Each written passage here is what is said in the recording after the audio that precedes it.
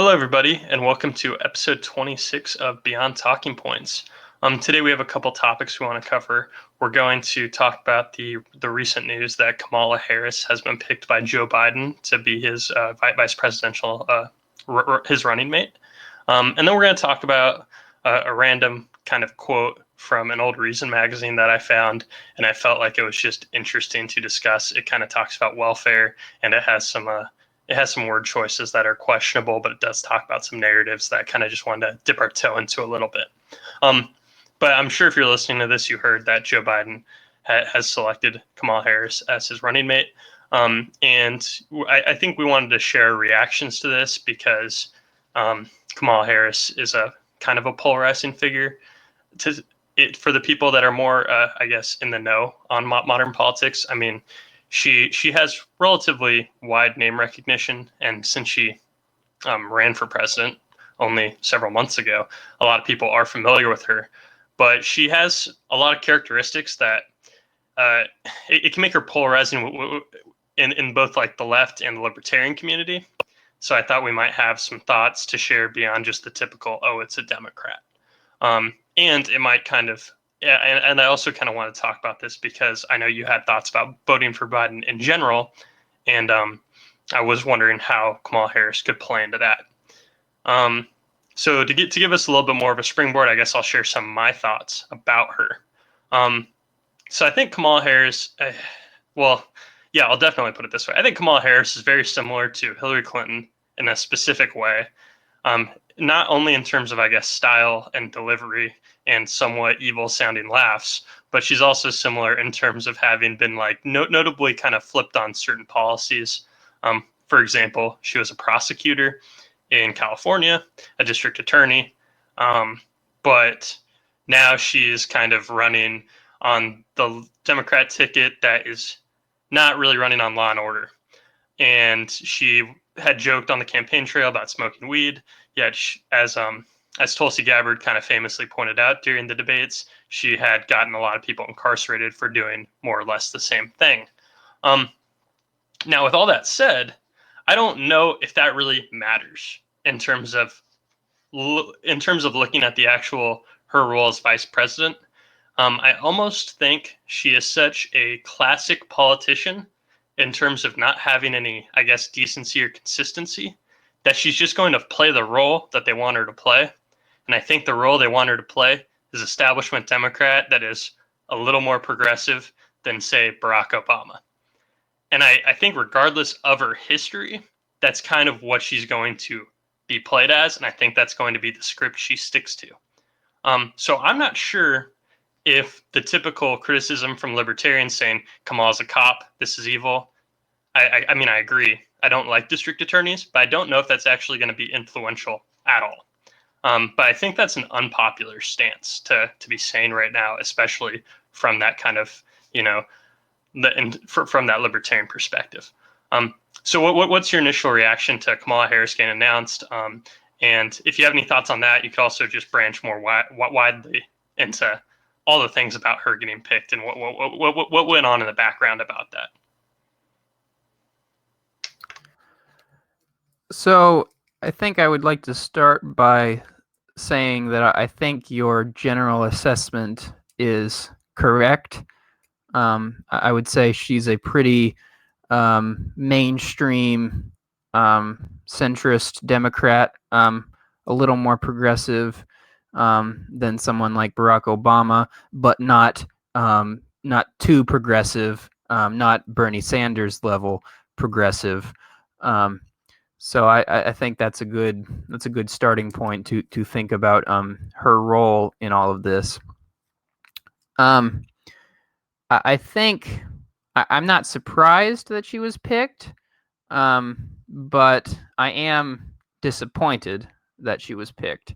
And I'm disappointed because I think Joe Biden, or at least Joe Biden's campaign, picked her for what I would see as pretty superficial characteristics. I think she was mainly picked because she's an African American South Asian woman. Now, I'm not saying that there's nothing wrong with having a VP that is those characteristics, but I think that was more the thought process behind it, that they want to, the Biden campaign want to be historical in that sense. They want to say, well, we were the first presidential campaign to pick a non-white presidential candidate, and then if they win, they'll be the first campaign to have elected a non-white vice presidential candidate. So if you listen to someone like Ben Shapiro, or if you listen to anyone on the intellectual dark web, I'm sure you'll hear that that's not original. I mean, I didn't come up with that. That's not original. You can hear many people complain that the Democrats are becoming too overrun with PC culture. And I guess I would like to. I'll talk a little bit about her history as a prosecutor. Go ahead. I do have a couple of things to chime in on in regards to the PC aspect and the diversity and inclusion kind of aspect of her nomination that I kind of wanted to not lose track of, and then maybe we can tie back around to her general qualities. And I know I led with that, but I just want to kind of like not go too off track. Is that okay? Okay, so the first thing I wanted to mention is how poorly I think Joe Biden's campaign. It seems like they kind of dropped their mask and said the quiet part out loud and did it as poorly as humanly possible, because they announced a long time ago, we're going to announce a woman as our running mate. And by doing it in such a way, it feels almost offensive, because instead of like so I used to think the Democrats were, I guess, more tactical or smarter, because they would have just announced a woman, and then if you criticized her, it's like, well, you're criticizing a woman. It's probably because you Republicans are sexist and you don't like seeing a woman in this kind of role of power. And then you can play the card right, you can play the politics, and you can spin it.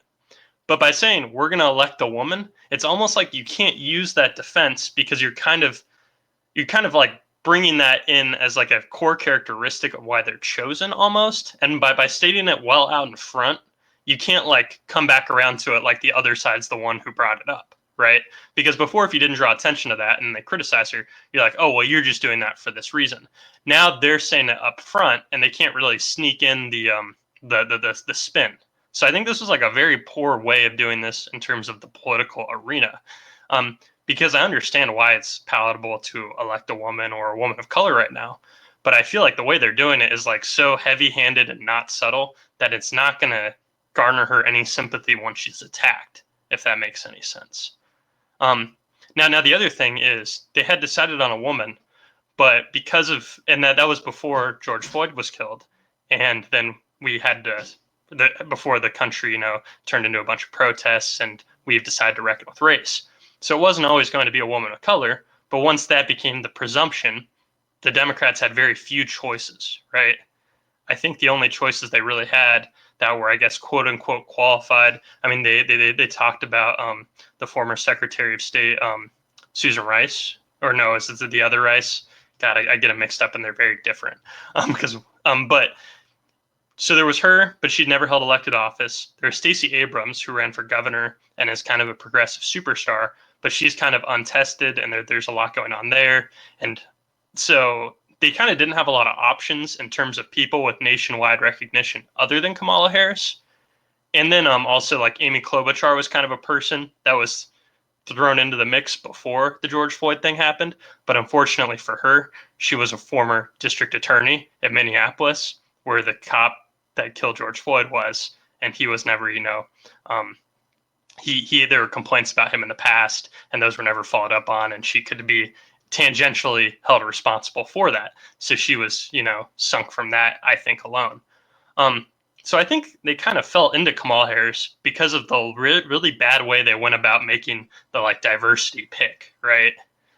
So I just think if they were going to do it, they shouldn't have foreshadowed it. They shouldn't have said, oh, we're going to pick a woman. Oh, George Floyd happened, it's probably going to be a woman of color. I think that's just all such bad politics, I guess. And it almost seems demeaning to me as like a person who's supposed to be smart and like a voter, right? It's like I should be having to think about it. Instead, they're kind of just saying like, "Hey, look, it's the woman of color. We told you we were going to do that. We did it." So I thought all that was really heavy-handed. That's kind of my thoughts on the PC politics of it. No, yeah, that's a very good way of putting it. I don't think I really disagree with you at all, in that sense. So I guess I'll just talk a little bit now about one of the main criticisms of her. Um, so I think it was during the primary, on one of Bill Maher's shows, in one of his New Rules segments, he made he was, talking to Democrats, and he was like, basically saying, "We eat our own. Stop doing that." And he said something very glib. He said that people don't like Kamala Harris because, as a prosecutor, she prosecuted people. And he was basically saying, quiet down, you social justice warriors. You're so far gone that you don't even want to prosecute criminals, and you're criticizing Kamala Harris simply for prosecuting criminals. And I just want to be clear. I think that's a straw man on Bill Maher's part. I don't think that is the argument that the majority of people on the left are making when it comes to their criticisms of Kamala Harris. Their criticisms of Kamala Harris are as follows. She claims to be a progressive prosecutor. She claims to be a prosecutor that is far more interested in rehabilitation and far less interested in punishment. And that would be fine for her to claim if her record backed that up. And I don't think her record backs that up. Now, I don't know the full history, but I can give you just a few pieces of evidence that I've kind of compiled so far. So she fought to uphold wrongful convictions, and her people who worked under her, so prosecutors who worked under her, have actually, it's been found out, they hid evidence in a particular case. I believe the case of George Gage. So the judges who have interacted with Kamala Harris have been very, very critical of her. She blocked access to DNA evidence for people convicted of felonies. And that that almost sounds like something you'd read in an Onion article, because it's you might think to yourself, well, obviously you have the right to have your DNA tested if you're the indicted, or if someone thinks that you committed a crime, obviously they should be DNA testing. But she withheld that. She stood by criminalization of marijuana in California. Now she claims to be for legalizing marijuana now. So is it possible that she's just changed her mind completely? Yes, it is possible, but it's also possible that she's just saying that because she wants because she wanted to be president at the time, and now she's the VP pick, and she'll just continue to say that because it'll get her a lot of credit from people on the left who might not have looked into her history and just say, oh, well, she says she supports it, so that must be true. She threatened parents of truant children with jail time. Now, I'm not saying that's probably not that's not necessarily a Kamala Harris problem. I mean, that's a bigger problem with children of truant parents being threatened with some action against them, because of course the state demands that children go to school of some sort, whether it's a home school that's approved, or if it's a public school. But it just doesn't seem very progressive. If you're a parent, I think I was listening to Joe Rogan's podcast about this very issue, and Joe Rogan was saying, imagine you're a single mom working two jobs, and you're just trying to keep a roof over your family's head. You're just trying to put food on the table, and imagine and your children are just kind of acting out, so they don't go to school. They're just acting out. They don't have there's no other parent. There's no father figure in that situation. There's no other parent to really kind of to help you discipline them. And then you get a call from, Kamala Harris and says, well, your children aren't going to school. So you're going to go to jail if something doesn't change. You would think there would be other. You would think that Kamala Harris, as a prosecutor, would have had other options. She could have called them up and say, look, your child's not going to school. What could we do to offer assistance to help your child get to school, or to help your child stay in school? So again, the issue with Kamala Harris is not that she prosecuted people. The issue is she is not living up to her own standard. Her own standard is a progressive, as a progressive prosecutor that believes in rehabilitation, and she just doesn't live up to her own what she builds up her prosecutory record to be. And I guess I'll just say a couple more things about the VP picks in general, and like who Biden could have chosen. I think there are several people that I think would have been a far better VP pick. And even if you had to say, okay, we have to pick a woman, I would have liked to see someone like Elizabeth Warren picked as VP. Now, I have a lot of issues with Warren as a politician, but in terms of where I want to see the country go, I think she is far closer to Bernie Sanders, who I see as the ideal, or someone like Nina Turner would have been a good. Now, Nina Turner, made some comment saying, voting for Biden is like eating half a plate of blank, and so obviously that disqualified her right there. But it seems to me that even from this narrow-minded perspective of it has to be a woman or a woman of color, there were other options. There were other options in which they could find someone who was actually progressive and had that record to back it up. And I just can't help but think that this pick is a middle finger to all the actual progressives out there. So yeah. Well, that raises another point I wanted to make, and it transitions into a follow-up question that I kind of had for you on this whole topic with her getting announced. So I think I'm glad you tidied up your thoughts that way.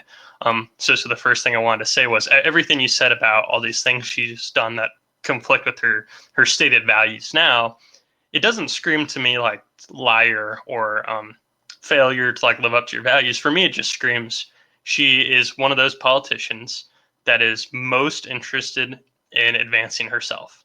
And, I'm not saying that to call her out specifically, because I think a lot of politicians are in the business of doing that.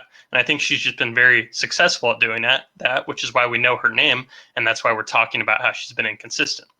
So one of the secrets of being a district attorney is it's generally in your political interest to prosecute people and to make it look like you're tightening things up in whatever jurisdiction you're running, right? So even though she's doing all these things that sound bad to us now based on our stated values, she was probably doing it because it was the most politically palatable thing to do at the time. And what did she want? Well, she wanted to be reelected, so someday she could run for the Senate like she did, or maybe at that time, maybe she was thinking, maybe I'll run for governor. But that's why she's been a senator, right? It's because she moved up from there. So she was doing things that she thought would bolster herself, probably whether she thought they were right or wrong. And I guess the main thing that this screams to me is it's not really because it's a failing on her part, it's because she's an establishment figure. So even though she's saying things that are to the left of Barack Obama, it's just because she's she's adopted the positions of the current establishment figures, right? Because in the last, several years since Obama was president, the Democratic Party establishment has moved to the left and endorsing policies that well, I mean, that's what you saw on the debate stage, right? Like a year ago, we were watching those debates, and everybody up there said, like, yeah, I'm for universal health care. And if Obama said that, that would have been wild, right? But the Overton window shifted because the party shifted, and that's fine. So just the fact that Kamala Harris champions these policies now doesn't make her really progressive. She's just whatever the establishment wants is what she'll say. And I see her more as just playing to that crowd. Now, to come back to like maybe why she was picked over, say, Elizabeth Warren, and not to talk about PC reasons. One thing I've been hearing today, I was listening to Scott Adams.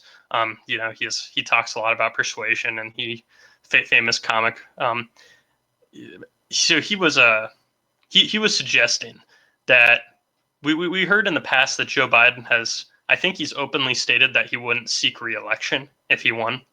So he wouldn't try to get reelected in 2024. And a lot of people speculate that he's not going to really be president for far into his term. Some people, a few months ago were saying he wouldn't even make it to election day. Kamala Harris is seen as somebody, just like Elizabeth Warren, who was running for president. But I've heard that Kamala Harris has actually had a relationship with the late Beau Biden. And I've heard that her relationship with Joe Biden goes back further than, say, Elizabeth Warren's does, and a lot of those other people who are also meeting the gender and race criteria. So people have been speculating that it's because maybe a year and a half into Biden's presidency, Kamala Harris is actually, even though she did make some jabs at him that were pretty harsh during the debates, she is a person who is both ambitious enough and friendly enough with him to tap him on the shoulder and say, hey, I know it's been a year, and it's been, we're year one through your presidency, and it wasn't easy, and, it might be time for you to, step down. And Kamala Harris is maybe somebody who could say that and pull it off. And maybe that's why she got tapped by, the higher ups. Because it's not just Joe Biden's campaign making these decisions. It's kind of like, it's probably a mass amount of people who are in that sanctum of the Democratic, party. So I guess this raises the question to you. Since Kamala Harris is announced as the VP, and there's not unreasonable chance that Biden wouldn't even make it through a complete first term, how does this affect your feelings towards, say, casting a hypothetical vote for Joe Biden? Because do you see it as, well, now I'm also voting for Kamala Harris? It's not just like Mike Pence, who, just kind of talks on TV sometimes. There's actually this viable thing. So, yeah, I want to hear your thoughts on that. That's a good question. I guess I'll preface my answer by saying I'm not trying to necessarily single out Kamala Harris and say, well, Kamala Harris is just this terribly corrupt influence. As I've said multiple times on this podcast, I think the whole system is corrupt, and I think that she is just another example of that. She is just another one of those politicians who, as you say, is attempting to advance her career, and in her own scheme of things, she might feel like, well, as long as I can advance my career, I might make a marginal, a little bit of good. I might do a little bit of good here, a little bit of good there. So I'm not even saying that she is, she has she's twirling her mustache in behind closed doors, and she's, I'm not trying to demonize her. But from my perspective, from what I want done, or from the for the direction of the country that I want, and for the policies that I advocate for, she is just somebody who really at the end of the day is going to get in the way of those things. But then we come back to the question, does the Kamala Harris's position now, does that change my view any about possibly voting for Joe Biden?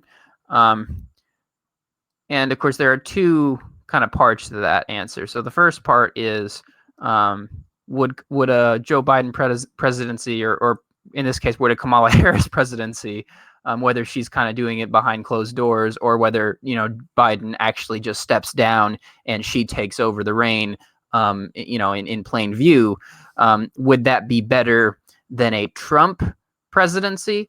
And I think the answer is certainly it would be better than a Trump presidency. I mean, think about, we just talked about the Green New Deal the last episode. Kamala Harris would be far better on climate change than Donald Trump, because at least I know that she acknowledges that climate change is a thing, whereas our current president really couldn't care less, and he's talking about bringing back coal jobs and all that stuff. But that's still, I have to say that the fact that Joe Biden picked Kamala Harris over other possible options, other candidates who would have been as qualified to do the job, I actually have to say that it would make it a little more challenging for me to vote for Biden. I'm having this internal conflict in my mind right now as to whether or not I will be voting for him in November.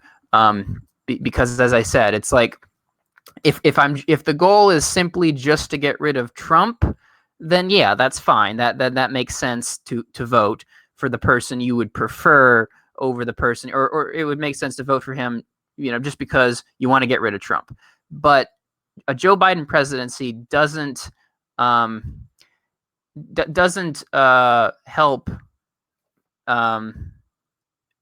It doesn't get across, or it doesn't help to implement the changes that I want to see in this country. It will just be business as usual, basically. And I know you kind of alluded to the fact, you said, well, in some ways, the Democratic Party is actually moving further left. And I would actually say that is more in rhetoric than in policy. I do not think Joe Biden will be a far left president. I don't think if Kamala Harris becomes president, she's not going to be a far left president. Donald Trump, he's complaining. He just released a campaign ad. Kamala Harris and Joe Biden, they're of the far left, and they want socialized medicine and blah blah blah blah blah.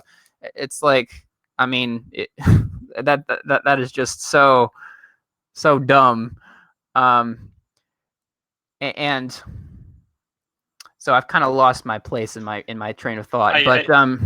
Yeah, so go ahead. I think that opens up like three lines of thought I want to make, and then I'm going to end with another similar question for you, but I think it adds a wrinkle to your thinking that I just want to make sure is accounted for.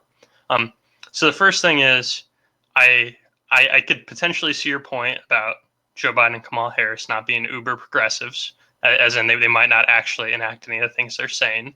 And to nicely transition that into my second point, they could go the way of the Tea Party Republicans, who were immigration and deficit hawks, and they haven't really legislated like deficit hawks or immigration hawks in the last 4 or 6 years. The budgets have gone through the roof. Even if they wanted a wall, there isn't one. We haven't really concerned ourselves with those issues, even though this is the first time the Tea Party have had like a Republican president. Those things just didn't really happen. So something similar could happen where, the reaction after Hillary Clinton lost was to go further left, but we haven't actually seen them govern yet. And you don't know if they'll actually govern in that same way that their rhetoric is. Because of course they can't enact the legislation because they're not in power. So if that changes by November, then maybe we'll find out where that's going. So my second thought was, so Tea Party Republicans, right? They're more libertarian than, say, the left. But when I look at those elections, I could say, okay, well, it's this person versus this person. Imagine like Ted Cruz was running against somebody. I could think, well, Ted Cruz is more of a libertarian than any Democrat you give me for the most part. I guess there's probably a few that are more libertarian in a way, but not a lot. So the argument you were making when you compared it to Trump is you're saying, well, this candidate's still closer to my ideals than Trump is, obviously. So that's one way of looking at it. Now, the wrinkle I want to add is one of the reasons why I don't really support Republicans in any way is wait, hold up. Actually, there's one more thing I want to close the loop on that second thought. I can't believe I almost lost it. But is it always okay to just vote for the more progressive one as opposed to the less progressive one? Because it's like, well, they're not really progressive. It's like how I stopped voting for Republicans because it's like, well, you are more libertarian in my view of what matters to me as a libertarian, but you're not libertarians. So you know what? You guys lost my vote. So that's kind of seems to be the question you're waging with yourself, right? You're like, okay, you're more progressive, but are you progressive enough to really earn my vote? Now, the wrinkle I want to add is Kamala Harris kind of campaigned a little bit on some identitarian things because we talked about the PC culture in the beginning. And she, had that whole statement to Joe Biden during the debate where she mentioned how she was one of those little kids during desegregation. And she's really played that card up. So even if she is progressive, are you worried that it will get derailed by an emphasis on identity politics and it will double down in that in the public discourse? Because that's kind of like what would happen if I voted for Trump is I'm like, well, maybe he's more libertarian, but then the Republicans like still double down, lean into all these other topics that are minefields of stuff I don't agree with. So it's like, you almost have this part, but then you do this thing. And I know you don't like the identitarian politics. You don't care for that at all. So Kamala Harris, as opposed to Elizabeth Warren, will like super lean into that maybe in ways you would find unappealing. So is that a concern that 4 years from now, if Kamala Harris was president for like the last two, the modern Democrat Party has now taken an identitarian shift? Or do you think maybe that identitarian shift has already happened? I'm not sure if that's played into your thinking at all. So I guess I'll begin by saying that I actually saw I watched a podcast between. It was actually a podcast that Ted Cruz puts out. I don't remember the name of it, but if anybody's curious, I think you're talking about The Verdict. The Verdict, that's it. I haven't listened to it. I just know that because I've heard it advertised so much. I'm like, I'm not gonna listen to that. But you have, which is funny because it's you and not me. Okay, sorry, go ahead. The Verdict with Ted Cruz. Well, I wouldn't normally listen to it, but they interviewed Eric Weinstein. So I actually thought, well, okay, this might be interesting because, Eric Weinstein's kind of a center-left public intellectual. So I gave it a listen. And I only bring it up because Eric Weinstein said something to the effect of Maoists have taken over the Democratic Party. And then Ted Cruz basically agreed with him. Like, yeah, of course Maoists have taken over the Democratic Party. It's common knowledge. And I respect the Weinstein brothers, but I find there is this hole in their thinking, which I can't. I mean, I guess I can wrap my brain around it in the sense that I know why they're saying it, but I don't agree with it. So, and when I say I don't agree with it, I'm not just making the cheap point that, well, they're not really Maoist because Maoism depended on being in a country that wasn't even industrialized yet. Okay, like I'm not making that point, that very cheap point that about quibbling over the definition of Maoism. All he means is the radical left, whatever that means. This identitarian politics is taking over the Democratic Party. And I guess what I would say to that is, you could say that superficially.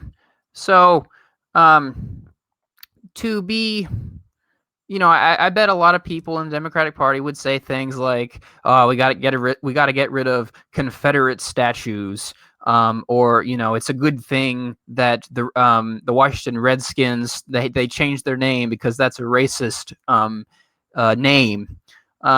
So it's perfectly possible, and I think it's true that a lot of these Democratic politicians, they're going to say they're going to be in support of these those sorts of things, because it makes them feel like they're on the right side of history, and it's kind of those culture wars that we talk about now and then.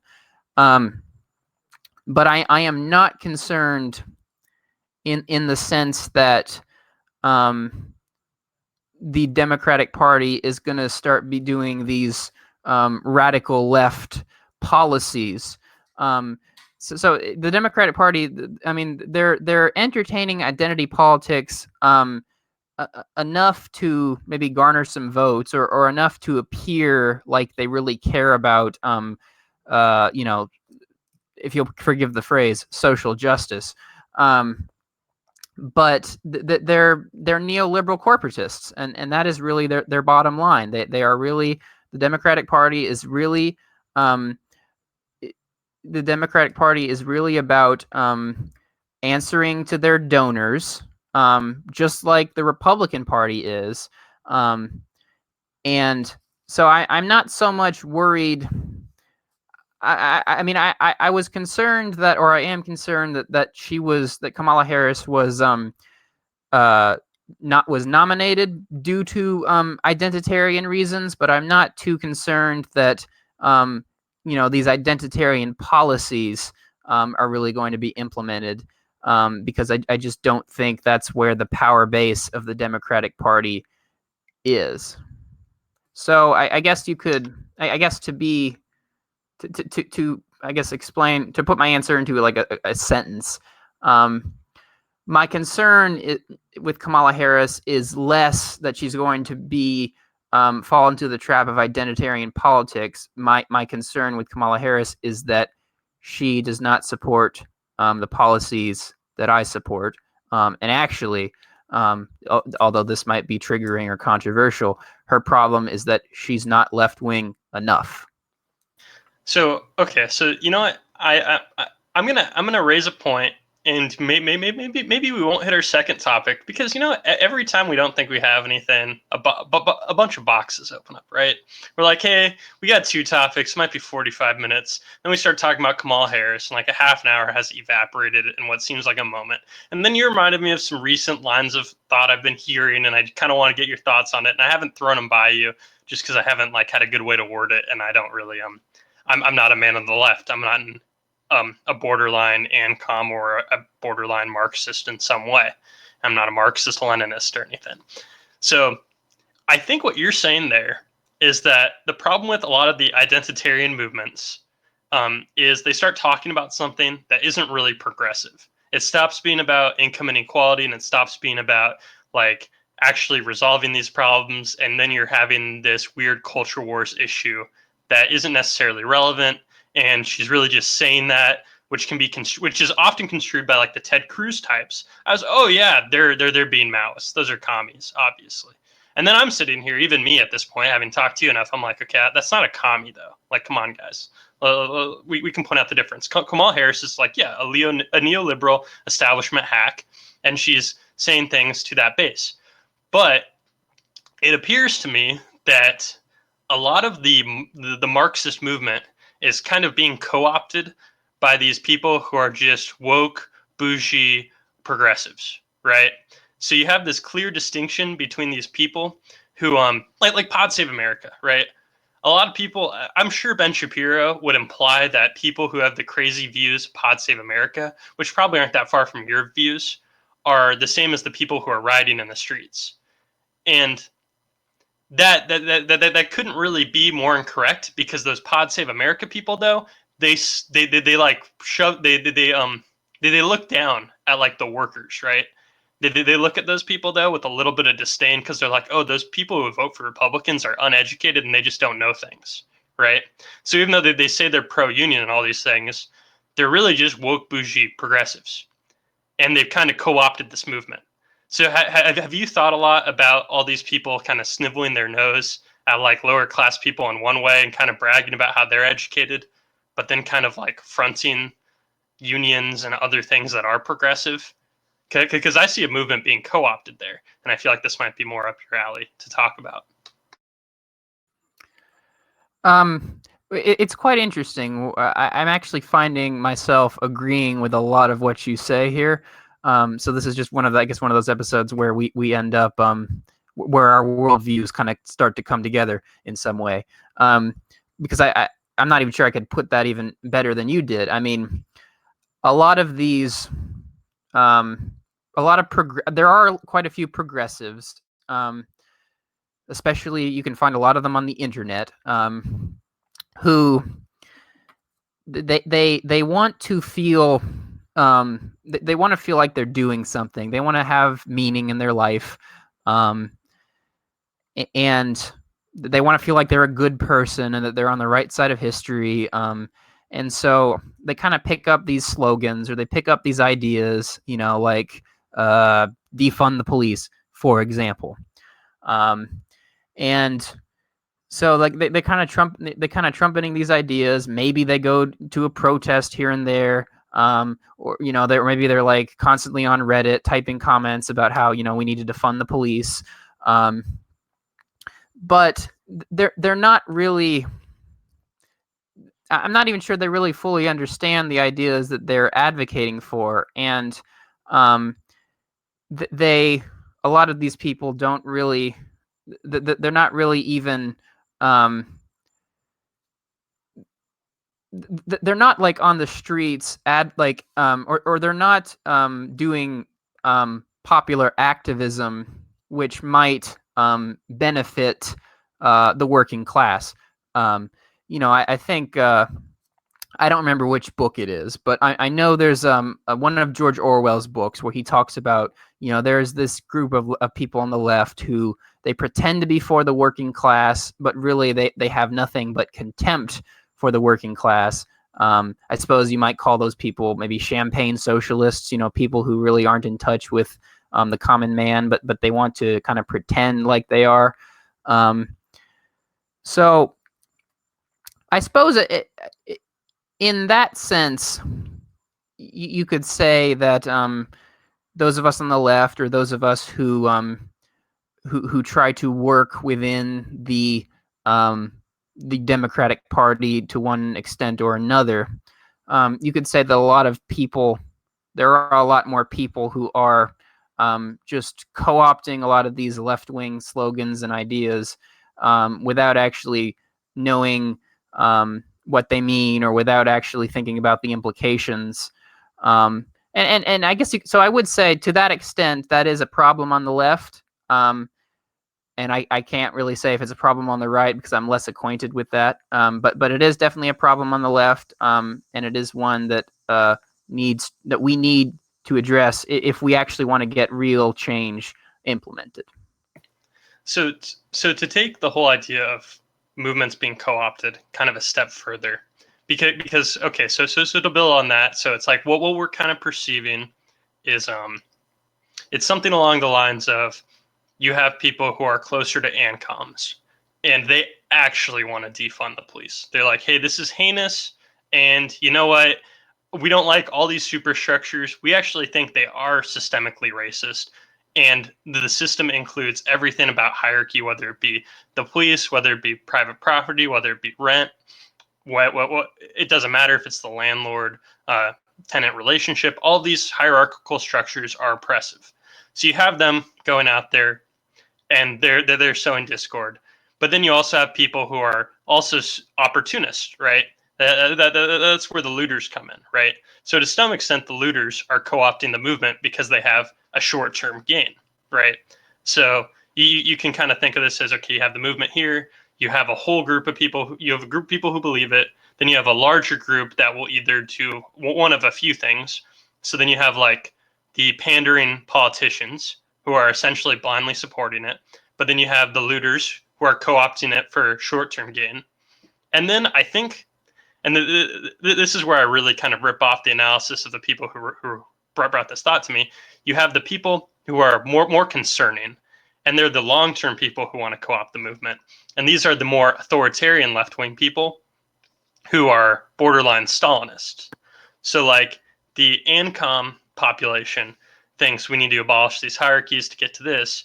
And then there are people who are willing to work with the ANCOMs until you get to the end, right? And then they're like, but no, we need to coerce people to make this system work. And we want this just society, but we're willing to have a government to institute it.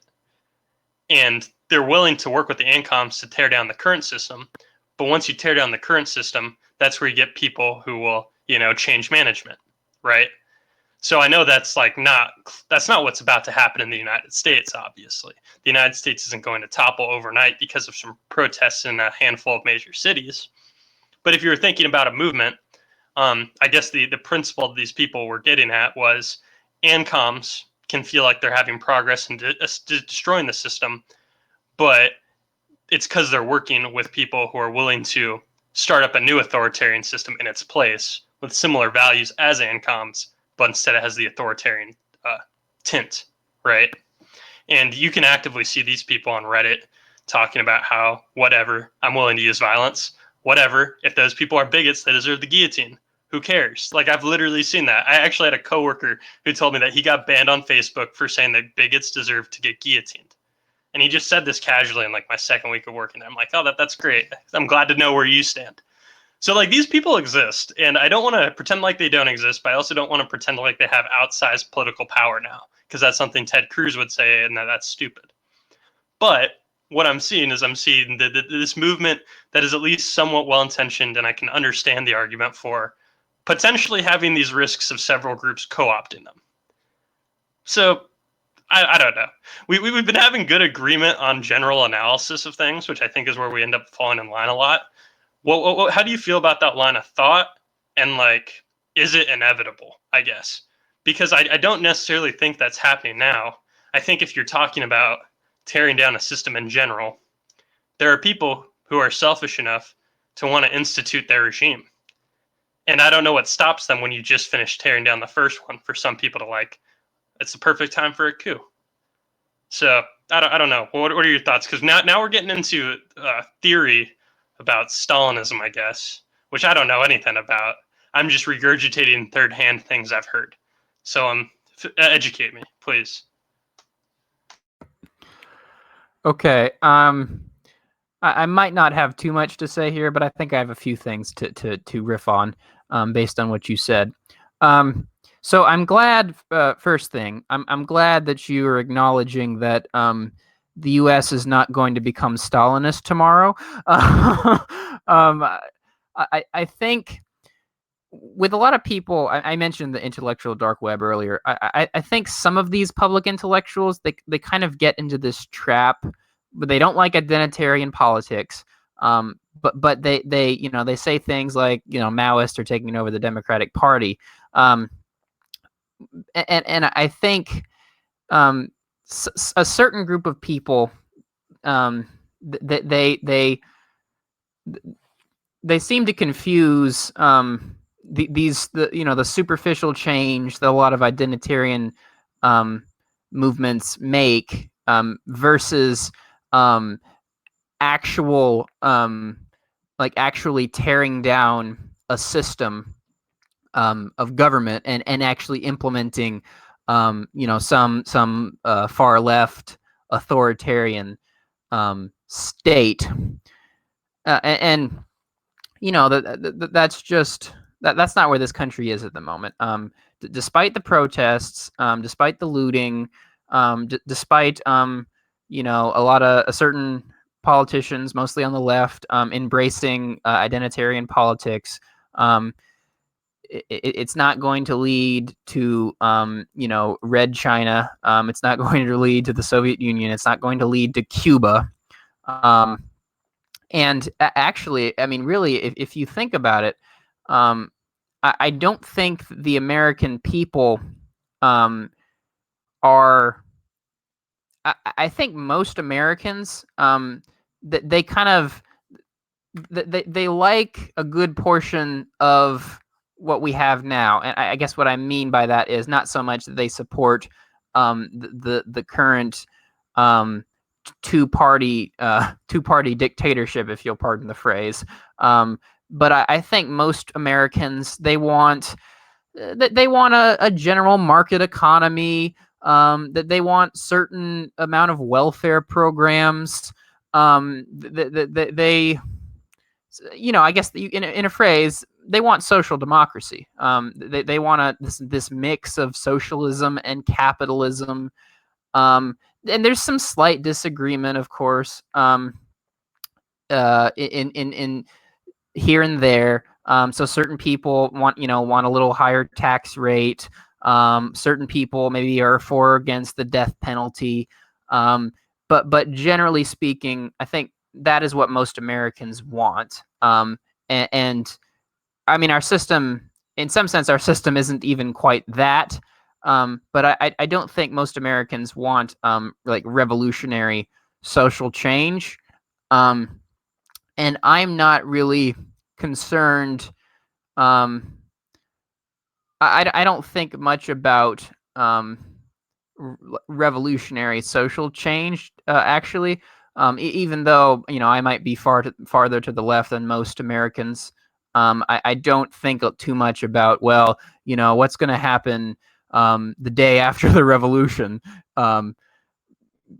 because I'm more concerned, at least at this point, with bettering conditions in the now, and so I'm, as I've said before, I'm more willing to work within that system, even if it's not my ideal, because I think there can be substantial material benefit to to American citizens.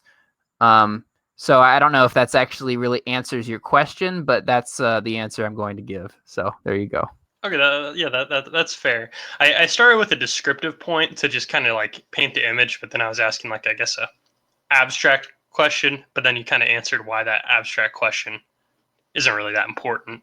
I guess I would just say if you ever decided to reconsider like what you think might happen after the revolution, just consider the thought that the ANCOMs would immediately get thrown in the gulags by the authoritarian communists, and then they would enslave the population. Because that's the concern that I've been hearing a lot of people have, and I don't think it's unfounded, because it makes sense that they'd be on the same page, and then once the authoritarians are in the spot where the system's torn down, then it's like, okay, great, the ANCOMs did their purpose, they helped us tear it down, and now we can put in our new change of management. Now, what you were saying about like some descriptive parts, I've noticed that in the last year, I'm much more sensitive to hearing like Ben Shapiro types, just throw out the word communist to describe like Kamala Harris. Because, well, I think like episode 4 I think it was episode 4, we talked about Dave Rubin. And he cited some specific interview where he interviewed somebody, and he referred to people as communists, and you were kind of pissed that he didn't push back. And at the time, I was like, okay, whatever. And to some extent, I'm like, I think you're technically right, where it's like, yeah, you shouldn't be calling them communists. That's incorrect. But I also think it has been colloquialized so much to mean the type of collectivism I, a subjective person, decide that I don't like. That's just kind of where the word is at in terms of the use of the word in American public discourse, which you could say is a bad thing, and I'd agree with you. I'd like for people to be more specific. But so now I'm more sensitive to that. It's because now I just kind of am bothered by Republicans as much as Democrats, because they argue for things that are collectivist. But when the Republicans argue for it, they pretend like they're not collectivists. They're like, no, we're not collectivists, because at least the kind of times I'm collectivist, we all mostly agree on it. And it's like, well, that's a really shitty point, and I don't approve of that. Okay, so that was the other point I wanted to mention there. I think I had one more rabbit hole to go on this route, but I'm struggling to tie it all together. So I guess should we evaluate if we want to try to tackle this quote now, or do we think we talked enough about the state of the U.S. enough? Well, I guess I just have one quick point, kind of a historical point to make, which is kind of piggybacks on what you were talking about. So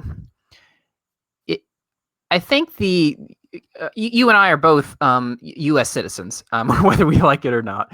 So I think Americans, in some sense, have a pretty rosy view of revolution. And there's reasons for that. I guess the simple answer would be, well, our revolution appeared to work. And then there's, of course, the question of, well, how revolutionary was our revolution? And some people would say, well, our revolution really wasn't that revolutionary, because it was just kind of, it went from having certain elites in power to having different elites in power.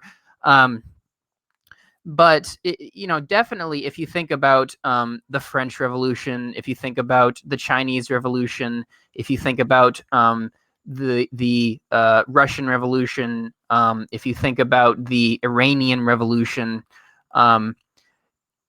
there is there's a reason that a lot of liberals can like say, well, that's why I'm against revolution.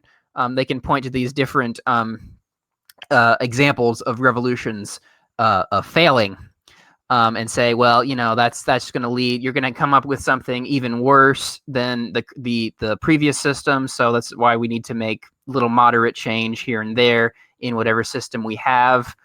And I'm trying to be careful of my words here because I don't want the FBI knocking on my door tomorrow when we publish this. But for those of us who do see an ideal that is very different from the one we have now. So we did an episode where I said my ideal would be something like stateless democracy. For those of us who do want a system that is radically different from our own, I can agree with you that we need to be careful not to not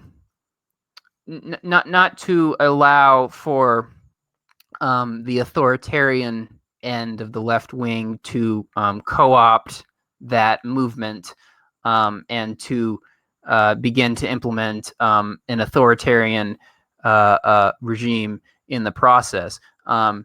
Because I mean, everyone, the Soviet Union, I guess, is just the easiest example because it's like, well, a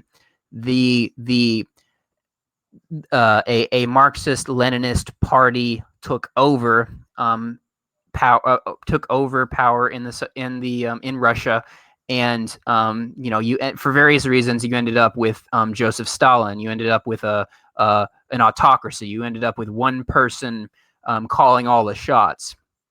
And I think that is definitely a problem that needs to be considered, because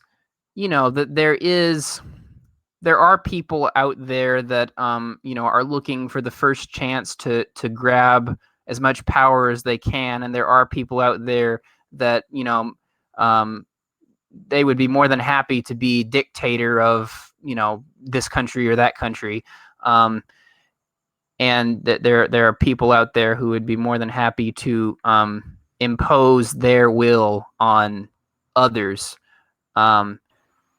So I guess just to wrap up my little rant, I do think it's important to for those of us who are looking for radical change, or who are looking for a different sort of system of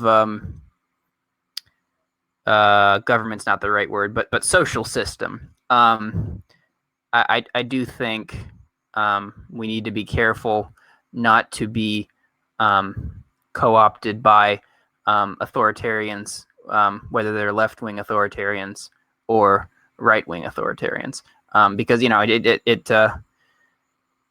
think about Germany. I bet there were a lot of conservatives and liberals who they were they either supported Hitler, or they were at least supported Hitler's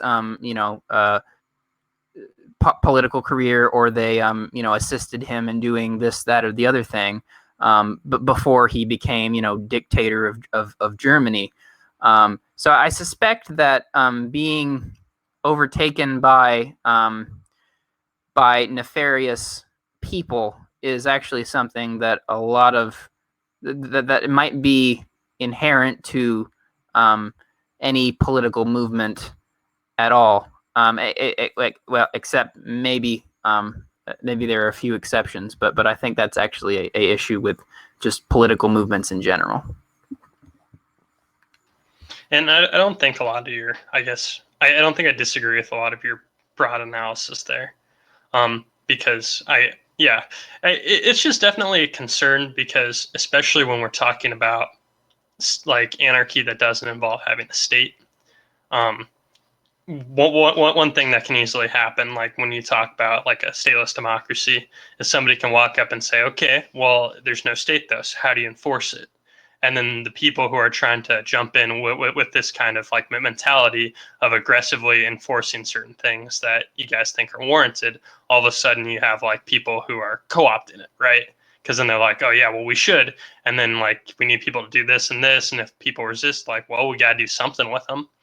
So it's just a concern that's I mean it's really just the main concern of the state, but instead of looking at it the paradigm of slowly shifting to it, we're looking at it in the mindset of a revolution just happened kind of. So how quickly can this occur without anybody really knowing because nobody's really in charge.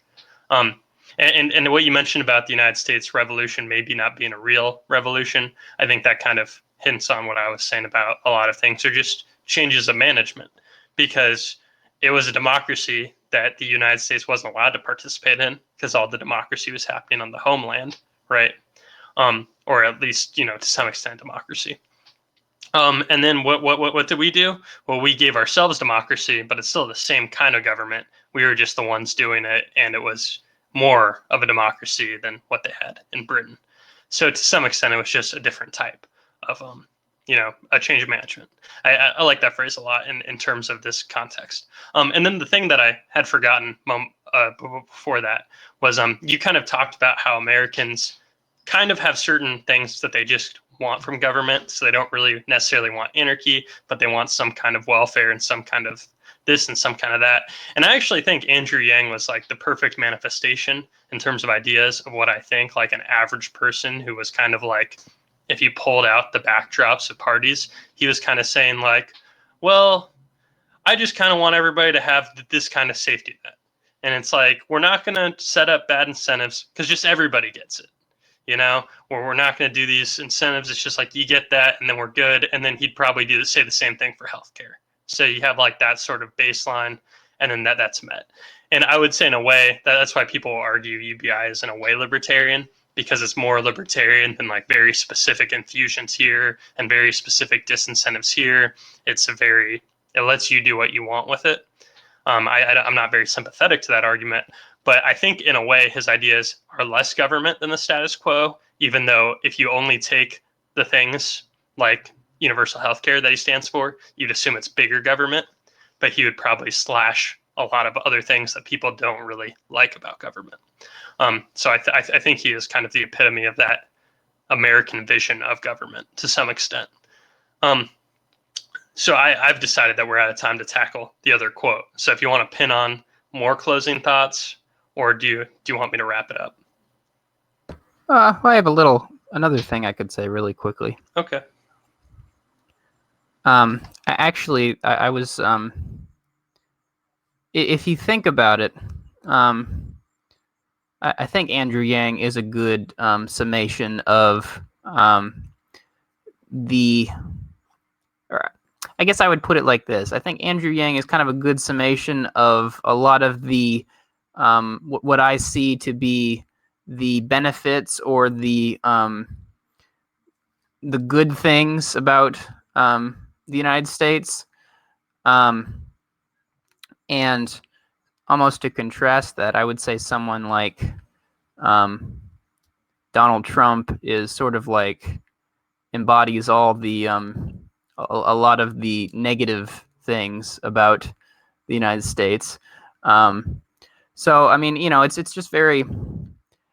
I don't know. I mean, I don't mean to sound kind of simplistic and be like, oh, Americans are special, but I do think we're sort of unique in certain ways. So I do think, for example, that the view of government as a whole in the U.S. is probably more negative than it is in some European countries. I think some European countries, or at least their populations, view government with a bit more sympathy, or at least that they feel like the government can be be their friend or be a help to them somehow. Whereas, and there's a strain of that in the U.S. too, but there's also another strain in the U.S. which is very critical of government or very suspicious of government. And so, when it comes to politics and social change and whatnot, I often end up thinking that that there are the U.S. is just kind of in a very interesting and strange place in that respect. It's almost it's very contradictory. You could say in some ways it's very revolutionary, but in some ways it's also very conservative.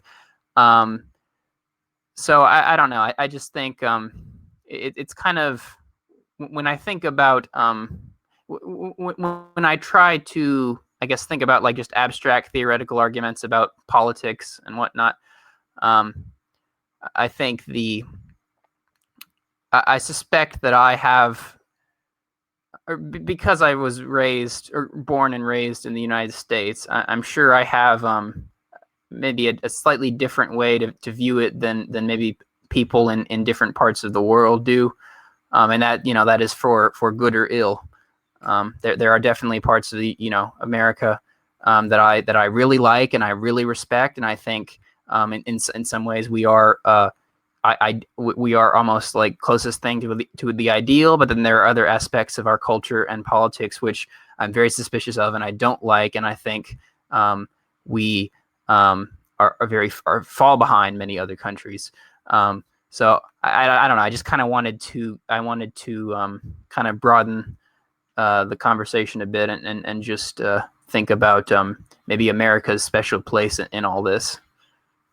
And I have a potentially stupid thought, but I think it's worth noting, and it's that the more I think about it, the more I think a lot of our distinguishing characteristics may be a result of the size of our country, and because a lot more comes into play when you think of it that way. Because when you compare it to random European countries, which is what a lot of people do with a lot of politics, I'm just kind of like when you're watching the news and you hear things about the coronavirus and deaths in the United States, it's like they don't acknowledge that the United States population is like I understand that they scale it up and down, but they act like the United States is in such a homogenous way, just like Britain is one country.